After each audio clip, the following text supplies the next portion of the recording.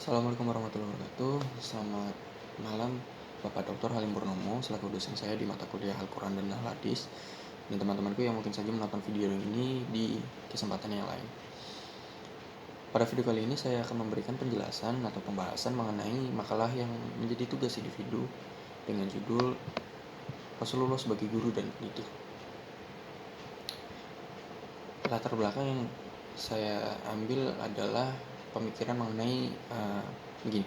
Mungkin menjadi hal yang dapat dipahami oleh semua orang bahwa manusia ada di dunia ini adalah untuk menjadi pemimpin bagi makhluk yang lain. Bagaikan koin bermata dua, pemahaman mengenai tugas utama eksistensi manusia ini juga sebagai mengundang pemahaman miring yang lain yang berkaitan dengan hasrat manusia untuk menguasai lebih dari yang sudah dicukupkan. Tugas mulia untuk memimpin tersebut seolah hilang dalam diri sebagian orang dan berganti menjadi sifat ketamakan.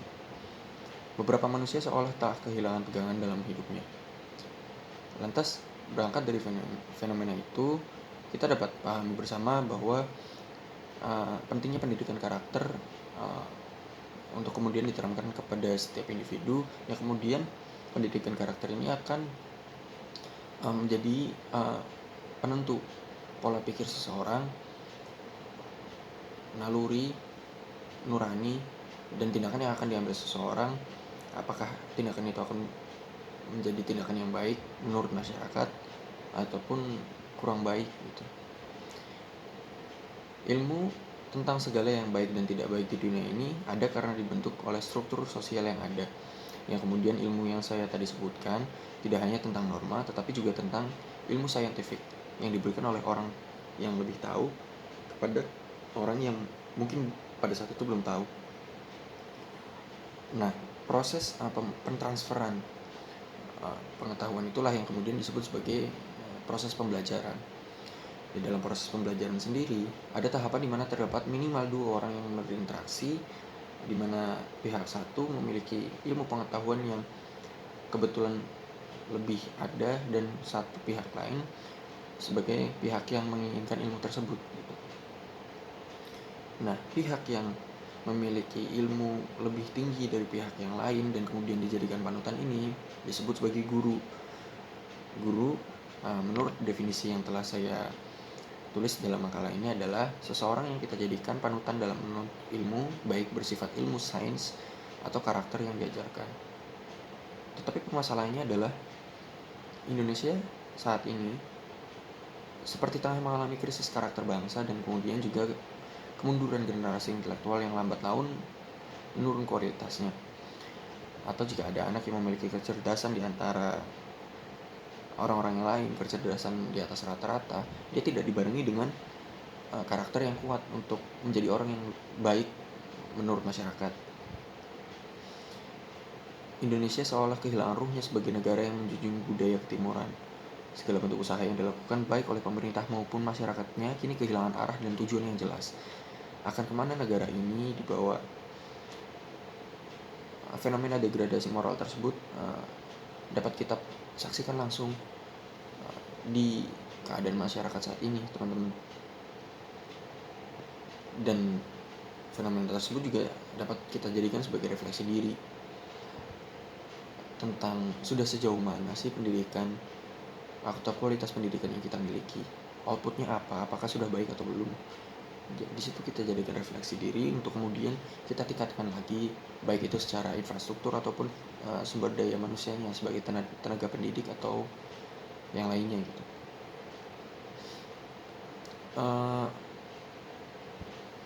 Permasalahan-permasalahan yang disebabkan oleh pendidikan yang rendah menurut saya ambil adalah ketika meningkatnya kasus tentang diskriminasi agama apapun ras yang terjadi di sekitar Indonesia yang saat ini seolah meningkat. Saya ambil contoh ketika ada sekelompok teman-teman kita yang dari timur itu akan menetap di Yogyakarta untuk melanjutkan jenjang pendidikannya, tapi kemudian keberadaannya itu ditolak oleh warga sekitar. Atau pembahasan lain mengenai ditolaknya seorang bisu yang ingin menetap di Yogyakarta oleh warga sekitar di situ. Nah, di situ kita dapat pahami bersama bahwa adanya kegagalan berpikir gitu yang dilakukan oleh masyarakat kita. Seolah uh, seolah manusia tersebut yang ditolak oleh masyarakat itu hanya sebuah benda yang tidak punya nyawa dan tidak punya perasaan gitu. Lalu apa yang harus kita lakukan untuk mencegah uh, kondisi degradasi moral ini semakin larut gitu? Dari bacaan saya, yang dapat kita lakukan adalah ada dua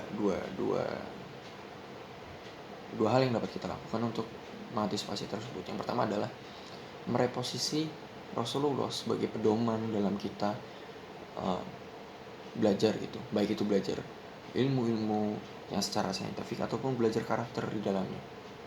Nah, berbicara mengenai ilmu yang karakter, di dalam sebuah jurnal berjudul di dalam buku dengan judul Prinsip Dasar Akhlak Manusia dijelaskan bahwa ada beberapa tahap yang dapat kita lakukan untuk menjadikan Nabi Muhammad itu sebagai pedoman guru dan pendidik karakter. Yang pertama adalah lebih menekankan kepada proses atau urgensi seorang orang tua untuk mendidik anaknya. Ada beberapa hal yang dapat dilakukan oleh orang tua untuk mendidik anaknya. Yang pertama, sebelum saya membahas tentang langkah-langkah apa saja urgensi yang dapat dilakukan oleh orang tua ini adalah karena memang dapat kita sadari bersama bahwa saat ini pendidikan oleh orang tua kepada anaknya itu adalah pendidikan paling pertama dan paling mendasar yang didapat oleh seorang manusia, yang kemudian itu akan menentukan apakah anak tersebut sebelum masuk jenjang pendidikan sekolah dasar akan menjadi orang yang seperti apa gitu. Atau bagaimana dia secara sosial, atau tidak berhenti hanya saat jenjang pendidikan sekolah dasar saja, tetapi mungkin akan terbawa sampai dia dewasa nanti. Bagaimana cara dia bersikap, bagaimana cara dia memperlakukan orang, itu bentuk dari dia kecil gitu, dan dididik oleh orang tuanya. Lantas apa yang dapat dilakukan oleh orang tuanya? Nah, baru tadi saya ada kekeliruan sedikit. Di dalam buku dengan judul Prinsip Dasar Akhlak Manusia, ada beberapa hal yang dapat dilakukan oleh orang tua yang ingin menjadikan Rasulullah sebagai pedoman guru dan pendidik dalam mendidik anak. Yang pertama adalah menerima kehadiran anak sebagai amanah dari Allah. Teman-temanku sekalian, mungkin ini saya akan sedikit kurang ilmiah dalam pembahasan ini karena memang bukti-bukti yang saya terima ini hanya pengalaman empiris saja, tidak ada bukti tertulis ataupun penelitian yang telah dilakukan oleh jurnal-jurnal lain. Tapi yang saya alami saat ini adalah masih banyaknya orang tua yang belum menerima anaknya sebagai anugerah dari Allah, yang kemudian hanya dijadikan sebagai pelampiasan dari kemarahan yang dibendung ketika orang tua mungkin bekerja atau bersosialisasi dengan tetangganya, dilimpahkan kepada anaknya. Hal ini tentu adalah hal yang salah karena begini, saya ada mungkin sedikit kutipan yang pernah menampar saya beberapa waktu lalu, dan ini seperti ini. Ketika kita pulang ke rumah kita, kemudian kita mendapati anak kita melakukan kesalahan tersebut dapat kita selesaikan dalam waktu 5 menit saja. Tetapi kemudian ketika kita memilih untuk membentak atau mengatakan sesuatu yang tidak enak kepada anak ini, maka permasalahan yang ada dalam hatinya akan terus ada mungkin sampai akhir hayatnya nanti. Dan kemudian hal itulah yang akan menentukan orang ini akan bersikap kasar kepada orang lain gitu. Nah, dari situlah ya kemudian menjadi terhubung dengan poin kedua, yakni mendidik anak dengan cara yang baik. Mendidik anak dengan cara yang baik adalah dengan cara mengatakan sesuatu yang halus, tidak memberikan cinta dan kasih pada anak, bersikap dermawan kepada anak, tidak membeda-bedakan anak laki-laki dan perempuan. Maksudnya terhadap cinta kasihnya ya, tapi untuk kasus perlakuan mungkin beda, karena memang wanita adalah makhluk yang spesial diciptakan oleh Allah, dan kemudian tidak menyukai anak di depannya. Lalu orang tua juga harus menanamkan akhlak mulia kepada anak dengan menjadikan Rasulullah sebagai pedomannya gitu. Nah, dari situlah kemudian makalah ini dibuat.